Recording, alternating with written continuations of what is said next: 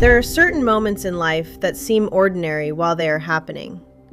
Moments that pass without ceremony or significance. And yet, in hindsight, they become the final threads of a story that no one knew was about to end. And it is often in those quiet, unremarkable exchanges that the most haunting questions are left behind, unanswered and echoing long after the truth has been uncovered. On the evening of November 3rd, 2024, in a quiet residential area known as Cedar Ridge, a suburb that sat just far enough from the noise of the city to offer its residents a sense of calm and predictability, 29-year-old Aisha Verma made a phone call that would later become the center of an investigation that gripped the entire community. The call lasted only 47 seconds. It was placed to her younger brother, Rohan, who would later describe the conversation in painstaking detail, recalling not just the words that were spoken, but the tone, the pauses, and the strange sense of urgency that seemed to linger beneath the surface of what should have been a routine exchange. Aisha had asked him a simple question, one that, on its own, would have meant nothing at all, as she inquired whether he had received a package she had mentioned earlier in the week. But there was something about the way she spoke, something in the slight tremor of her voice, that made Rohan hesitate before answering, as though he instinctively understood that this was not just a casual check-in. Before he could ask her what was wrong, before he could press further or offer help, the call ended abruptly. It was not a gradual disconnection, not the kind that happens when a signal drops or a battery dies, but a sudden, almost deliberate silence, as though someone had chosen that exact moment to sever the connection. When Rohan tried to call her back, the phone rang once and then went straight to voicemail. At the time, he told himself it was nothing, that she had likely been interrupted or had lost signal. And yet, as the hours passed without any further contact, that initial unease began to grow into something far more difficult to ignore.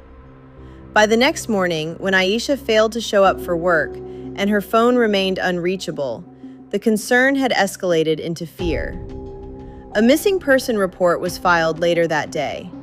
Aisha Verma was not the kind of person who disappeared without explanation, not the kind who would leave her responsibilities behind or cut off communication with her family. And this fact alone was enough to prompt investigators to treat the case with a level of urgency that was not always afforded to missing persons cases in their earliest stages. When officers arrived at her apartment in Cedar Ridge, they found the door locked from the outside, with no immediate signs of forced entry. And yet, once inside, the scene presented a series of details that suggested something was deeply wrong. Her belongings were all there, her handbag resting on the kitchen counter, her laptop open on the dining table, and her phone charger still plugged into the wall, but there was no sign of Aisha herself, and more importantly, no indication that she had left willingly. A cup of tea sat on the coffee table, half finished, the surface of the liquid now cold and still, as though time had simply stopped in the middle of an ordinary evening. It was a detail that would later be described in reports as incongruous, because it suggested that whatever had happened, it had happened quickly, without warning, and without giving Aisha the opportunity to prepare or react.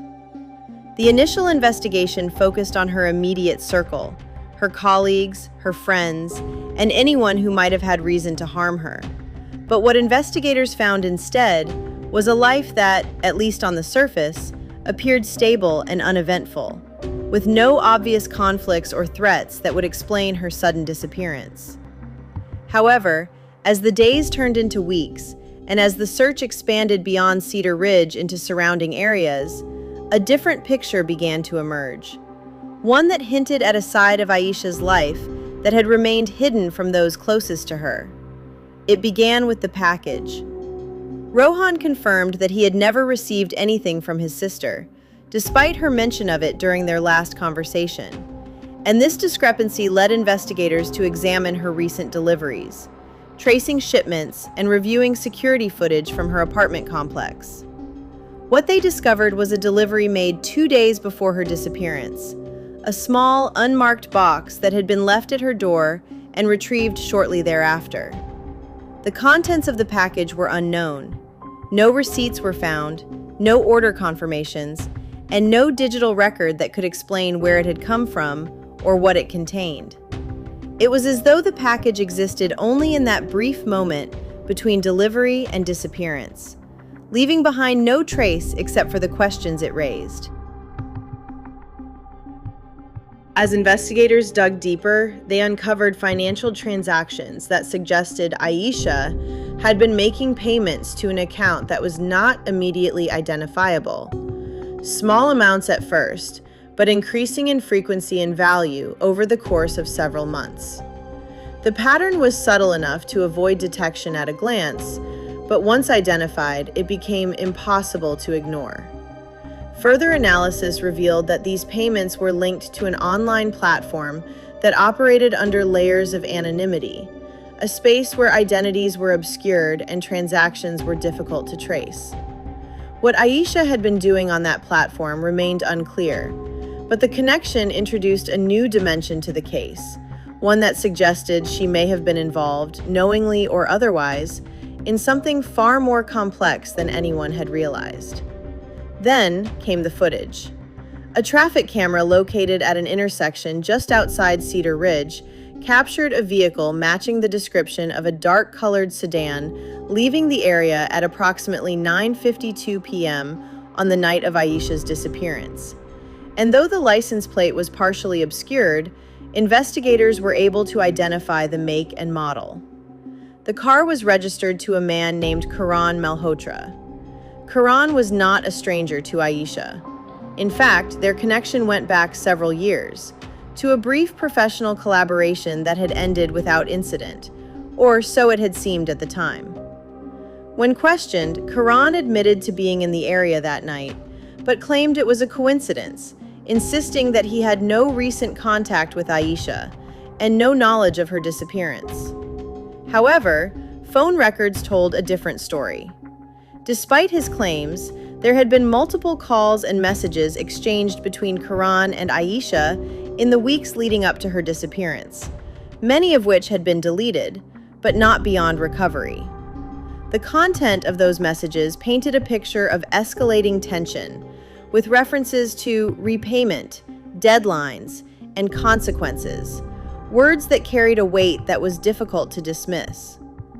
As investigators pieced together the timeline, it became increasingly clear that whatever had happened to Aisha on the night of November 3rd was not random, but the result of a series of events that had been building over time, driven by forces that were only now beginning to come into focus.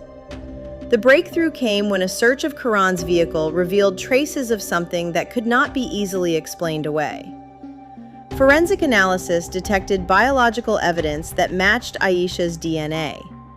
Confronted with this evidence, Karan's composure began to fracture. What followed was a confession, one that was as disturbing as it was incomplete.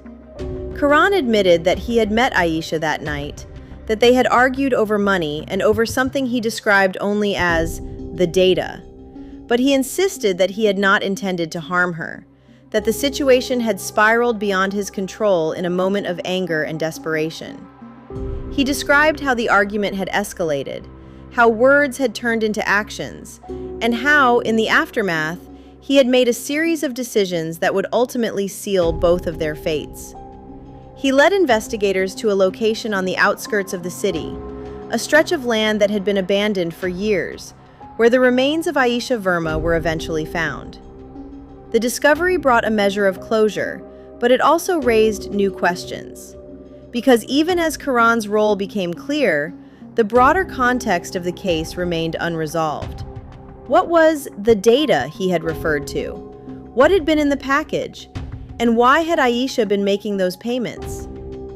As digital forensics teams continued their work, they uncovered evidence that suggested Aisha had come into possession of sensitive information, data that may have exposed illegal activities involving multiple individuals, including financial fraud and identity manipulation. It appeared that she had been attempting to navigate a situation that was far more dangerous than she had initially understood, caught between the desire to do the right thing and the fear of the consequences. In the end, it was a situation she could not escape. For her family, the answers brought little comfort.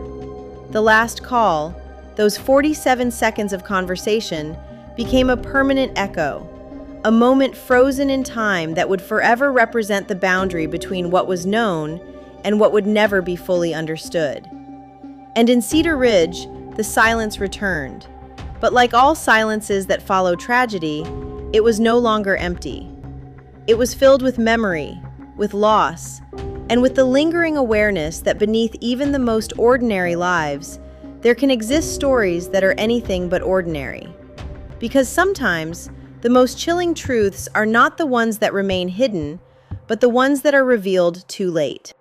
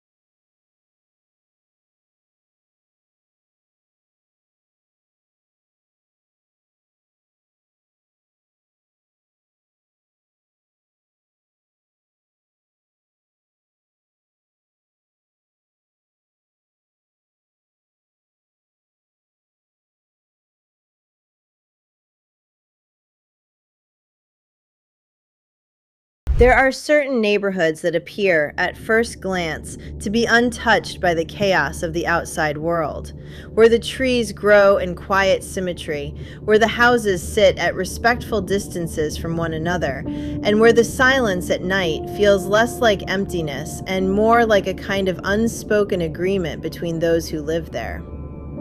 Hillcrest Road was one such place, a quiet suburban stretch on the outskirts of a growing American town, where families had lived for decades and where strangers were noticed long before they were welcomed. It was in this very neighborhood, under a sky that had just begun to surrender to the fading warmth of late summer, that something happened which would fracture that silence forever, replacing it with whispers, suspicion, and a lingering sense that something deeply unsettling had taken root beneath the surface. On the evening of August 14th, 2023, 36-year-old Daniel Mercer failed to return home. At first, there was nothing particularly alarming about his absence, at least not to anyone outside his immediate circle, because Daniel was known to be somewhat unpredictable in his routines, often working late hours as a freelance contractor and sometimes disappearing for long stretches while completing projects that required him to travel between nearby cities. However, to his wife, Emily Mercer, there was something about that particular night that felt wrong in a way she could not immediately explain, as if an invisible thread connecting her to her husband had suddenly gone slack without warning. Emily had called him 3 times that evening, each call going straight to voicemail, and though she initially dismissed it as a dead phone battery or poor reception, the unease continued to build as the hours passed, stretching into midnight and then into the early hours of the morning, until sleep became impossible and worry settled into something far heavier. By the next afternoon, when Daniel had still not returned and his phone remained unreachable, Emily reported him missing. The investigation began quietly, as these things often do, with routine questions and methodical procedures, but it did not take long for investigators to realize that something about Daniel's disappearance did not fit the pattern of an ordinary missing person case, because his car was found less than a mile from his home, parked neatly along the side of a deserted service road that cut through a patch of undeveloped land just beyond Hillcrest. There were no signs of forced entry into the vehicle, no visible struggle, and no immediate evidence that suggested foul play. Yet the circumstances themselves felt incomplete, as though a crucial piece of the story had been deliberately removed. Inside the car, investigators found Daniel's wallet, his laptop bag, and a half-empty bottle of water, all arranged in a way that suggested he had not intended to be gone for long. And yet there was no trace of him in the surrounding area. No footprints, no discarded items, and no witnesses who had seen him after he parked there. It was as if he had simply stepped out of his own life and vanished. As days turned into weeks, the search intensified, drawing in volunteers, local law enforcement, and eventually state investigators, all combing through the surrounding fields, wooded areas, and drainage systems, hoping to uncover some clue that would explain what had happened. But the silence persisted.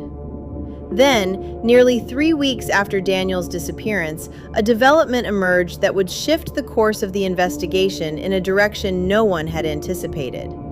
A neighbor, a retired schoolteacher named Margaret Holloway, came forward with information that, at first, seemed insignificant, but upon closer examination, began to unravel a thread that would lead investigators into the heart of something far darker. Margaret reported that on the night Daniel disappeared, she had noticed a vehicle she did not recognize parked briefly outside the Mercer home, its engine idling in the darkness, before it slowly drove away without its headlights fully on, a detail that had struck her as unusual enough to remember. At the time, she had thought little of it, assuming it was simply someone who had taken a wrong turn. But when she later learned of Daniel's disappearance, the memory resurfaced with unsettling clarity. Investigators began canvassing the neighborhood, searching for any additional sightings or surveillance footage that might corroborate Margaret's account. And it was during this process that they discovered something that would fundamentally alter their understanding of Daniel Mercer's life. Daniel, it turned out, had secrets. Not the kind of secrets that immediately suggest danger, but rather the kind that accumulate quietly over time, hidden beneath the surface of an otherwise ordinary existence, until they form a pattern that is impossible to ignore. Financial records revealed that Daniel had been transferring small but consistent amounts of money to an account that did not belong to his wife. And further investigation showed that he had been in regular contact with someone whose identity was not immediately clear. The number was traced to a prepaid phone, one that had been activated only a few months prior and had no registered owner. As investigators dug deeper, they uncovered a series of messages between Daniel and this unknown contact. Messages that were at once vague and urgent, referencing meetings, deadlines, and something referred to only as the file. The tone of the messages suggested tension, even fear, as though Daniel had become entangled in something he could no longer control. Then came the break. A surveillance camera from a gas station located several miles away captured footage of Daniel's car on the night he disappeared, arriving at approximately 9:17 p.m. And though Daniel himself was not clearly visible, another figure could be seen approaching the vehicle, entering briefly and then exiting before the car drove away. The footage was grainy, the figure indistinct, but there was enough to suggest that Daniel had not been alone that night. This revelation transformed the case from a missing person investigation into something far more complex, raising questions about who this individual might be and what role they had played in Daniel's disappearance. Weeks passed as investigators worked to identify the figure, analyzing the footage frame by frame, cross-referencing it with known individuals in Daniel's life, and following leads that seemed promising but ultimately led nowhere. Until finally, one lead did. The prepaid phone number was linked through a series of indirect connections to a man named Victor Hale, a former business associate of Daniel's who had a history of financial disputes and questionable dealings.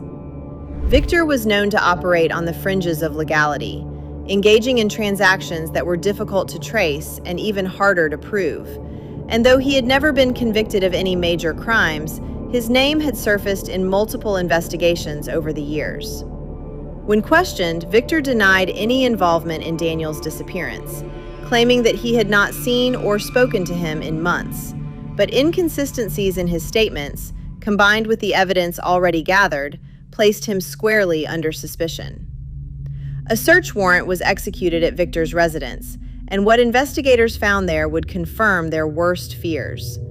Among the items recovered was a hard drive containing encrypted files, financial records that appeared to involve large sums of unaccounted money, and, most significantly, a document that matched the description of the file referenced in Daniel's messages. The contents of the file revealed a complex scheme involving fraudulent contracts, shell companies, and the diversion of funds, a scheme that Daniel had likely discovered and, perhaps unwittingly, become a part of. It was now clear that Daniel Mercer had not simply vanished, but had been pulled into a web of deception that extended far beyond his own life. Under mounting pressure, Victor Hale's story began to unravel. After days of interrogation, he admitted to meeting Daniel on the night of his disappearance, claiming that they had arranged to discuss the file and resolve a dispute that had arisen between them. According to Victor, the meeting had escalated into an argument, one that became increasingly heated as Daniel threatened to expose the entire operation. Victor insisted that he had not intended to harm Daniel, but in the chaos of the confrontation, things had spiraled out of control. What followed was a confession that sent shockwaves through the community. Victor admitted to killing Daniel Mercer. He described in chilling detail how the argument had turned violent, how a moment of panic had led to an irreversible act, and how, in the aftermath, he had attempted to cover his tracks, disposing of Daniel's body in a remote area that had yet to be discovered. The search for Daniel's remains resumed with renewed urgency, guided by the information provided in Victor's confession, and after several days, they were found. The discovery brought a sense of closure, but not peace, because the story did not end there. As investigators continued to examine the evidence, they uncovered indications that Victor Hale had not acted alone, that there were others involved in the scheme, individuals whose identities remained unknown and whose roles in Daniel's death were still unclear. The case expanded, drawing in federal agencies and opening new lines of inquiry that extended far beyond Hillcrest Road. For Emily Mercer, the truth came at a devastating cost. The man she had known, the life they had built together, had been shattered by secrets she never knew existed, leaving her to grapple not only with loss, but with the realization that the person she loved had been living a life she could not fully understand.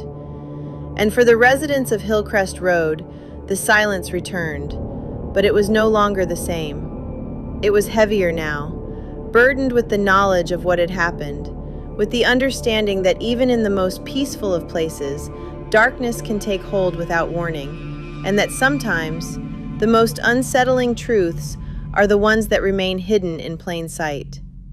Because long after the headlines fade, and long after the investigation moves on, there are always questions that linger in the quiet spaces between what is known and what is never fully revealed. And on Hillcrest Road, those questions still echo.